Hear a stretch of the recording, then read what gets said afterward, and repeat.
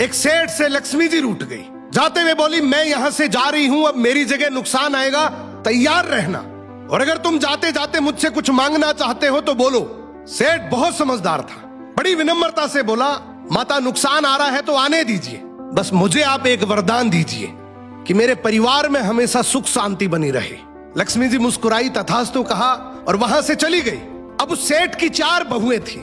कुछ दिनों बाद सबसे छोटी बहू खिचड़ी बना रही थी। उसने खिचड़ी में नमक डाला और अपने काम में व्यस्त हो गई। तभी दूसरी बहू आई और उसने खिचड़ी को बिना चखे ही और नमक डाल दिया और वो भी अपने काम में व्यस्त हो गई। ऐसे एक एक करते तीसरी और चौथी बाकी की 2 बहुएं भी आई, उन्होंने भी खिचड़ी को बिना चखे ही उसमें नमक डाल दिया। अब रात को सबसे पहले सेठ खाना खाने बैठा।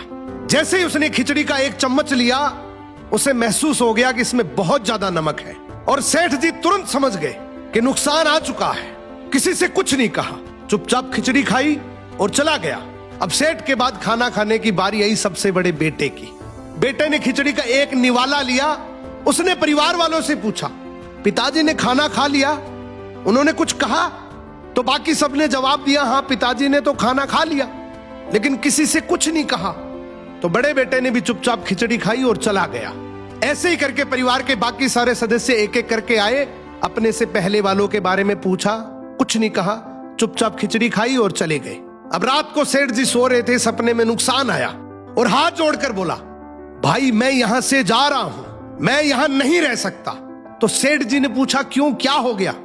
नुकसान बोला, तुम सबने मिलकर 1 किलो नमक खा लिया, पर मजाल है कोई किसी पर नहीं चिल्लाया, किसी ने गुस्सा नहीं किया, सब शांत रहे। अब जिस परिवार में इतनी सुख शांति हो, आपस में इतना प्यार हो, वहां पर मैं नहीं रह सकता। निष्कर्ष कि जिंदगी है तो उतार चढ़ाव, दुख सुख, फायदा नुकसान सब चलता रहेगा, लेकिन जिस परिवार में आपस में लोगों में प्यार है, सुख शांति है, छोटे में आदर, बड़े में बड़प्पन है, उस परिवार का कोई नुकसान, कोई आपदा कुछ नहीं बिगाड़ सकती।